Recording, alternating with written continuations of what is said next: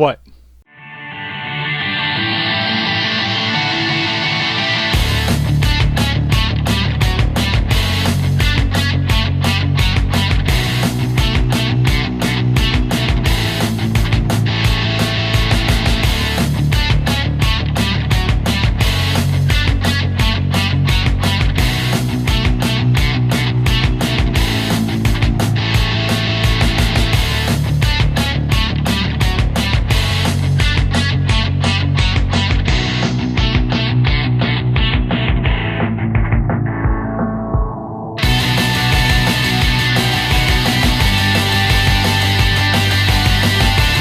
What is up, nerds? My name is Travis, and this is Wonder Nerd.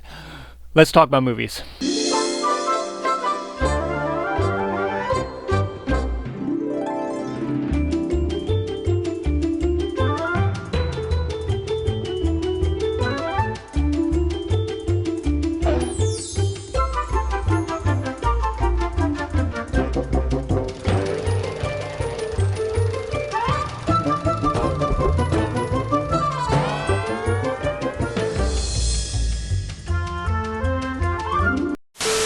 Movies are great.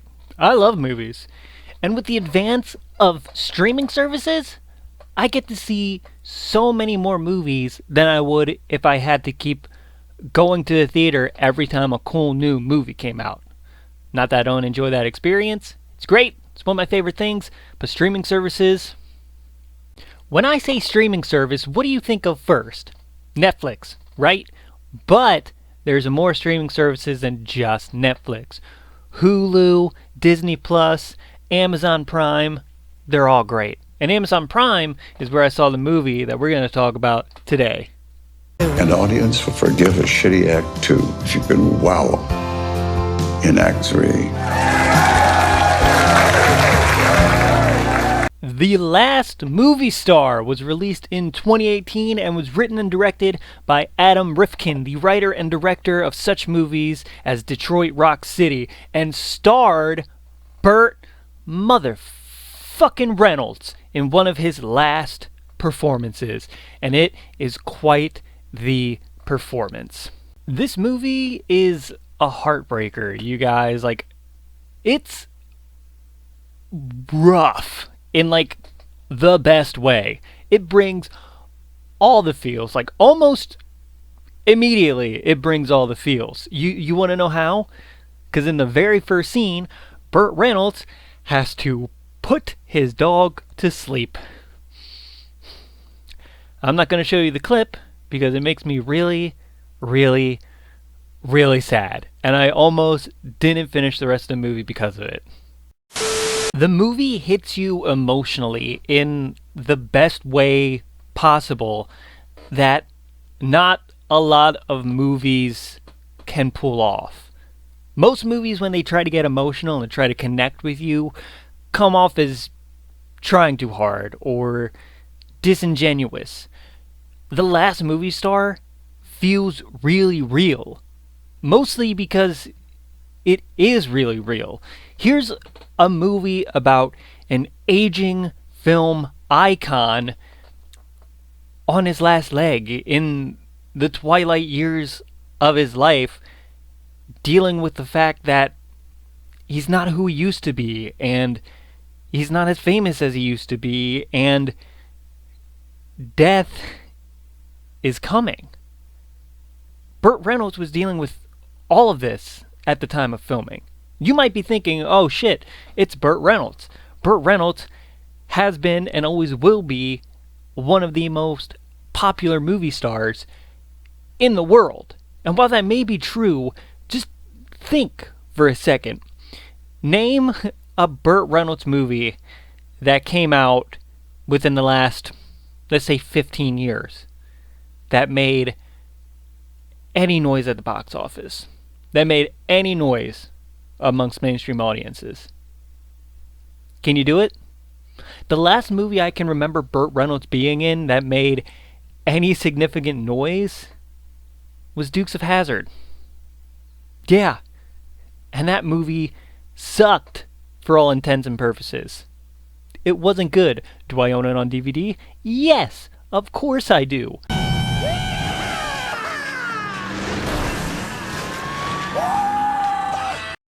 if I had to describe the movie, I would say it's a road trip movie with a twist.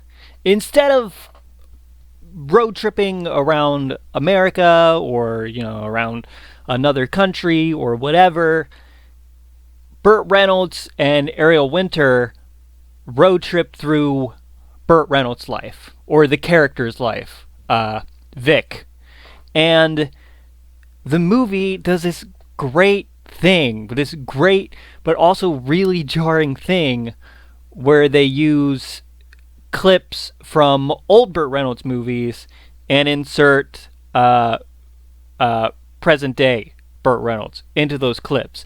So it's almost like Burt's character is talking to his younger self. And it's sweet and it's beautiful and jarring, like I said. Don't you think you ought to slow down a little? We're liable to get pulled over. While the movie mainly focuses on Burt Reynolds and Ariel Winter's characters, it's also sort of stacked with some really good actors like Clark Duke from Hot Tub Time Machine, Eller Coltrane from Boyhood, which is a movie I still have not seen, but I've been meaning to. Have you been partying? A little bit. Oh, okay. Those two are more supporting characters, though, although Clark Duke did surprise me with a certain performance in the movie. He does really well. Some actors you can't write off too quickly. Chevy Chase is also in the movie for like 5 seconds, so he's there. No. Any dessert topping will do, as far as I know. Well, and a condiment. I'll talk to you later. Good evening. I'm God, and here's the news. But the characters that get the most focus are obviously Burt Reynolds and Ariel Winter. And their relationship within the movie is... I don't know how to describe it. It's almost like a father-daughter relationship, or like but probably more appropriately a grandfather-granddaughter relationship given the age. But I don't know how to describe it. I just love it so much because of how sweet it is and how it grows and changes throughout the movie and throughout the short time span the movie gives us to believe the characters are living through. And it's wonderful. And most of the movie focuses on them talking and having conversations and going through Burt Reynolds' past. And there's one scene where Burt Reynolds' character Vic uses his waning fame to get a cheap room in a very nice hotel. And this leads into what I would call one of the weirder scenes in this movie.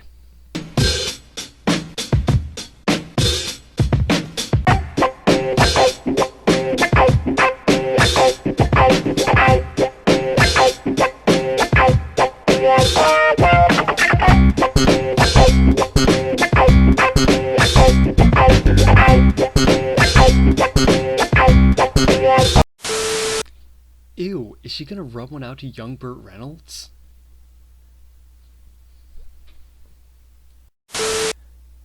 She doesn't.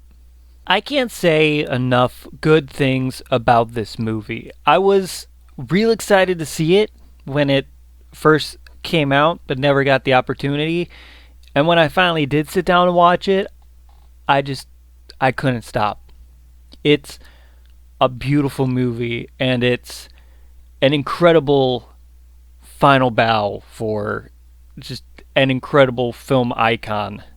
Burt Reynolds' performance is the most vulnerable I have ever seen him, and it shows just how real it is. It shows that art is imitating life in this case. Burt Reynolds is at the end of his life, and he's dealing with that fact. He knows eventually he would no longer be with us. And just like his character Vic Edwards, he had to deal with that. And I'm sure Burt Reynolds has had to deal with his waning career and not being as popular as he was in the 70s or in the 80s. It doesn't take away from the pop culture sensation or the film icon or the badass that Burt Reynolds was in his time. This movie touches you in a way that not a lot of movies can. It's emotional, it's nostalgic, it makes you feel, and it makes you think. Vic Edwards is going back through his life, looking at all the mistakes, looking at all the things he took advantage of. He's realizing the mistakes he made and what he could have done differently and the things he regrets. And it makes you do that. And just like for Vic Edwards, and probably for Burt Reynolds, it's hard for us to look back. It's hard for us to see the mistakes we made, and it's hard for us to face our regrets. But at some point we have to. And this movie shows that there's always time to do that. There's always time to look back at the things you took for granted and the mistakes you made and say the things you wish you said. This movie is beautiful. And if you get a chance to watch it, please do it. This is one of the better movies I've seen in the last year. And it's a great way for Burt Reynolds to say goodbye to his audience. If I had to rate this movie, I would say it's a 8.5 out of 10. It's not the perfect movie, but it is still a pretty great movie.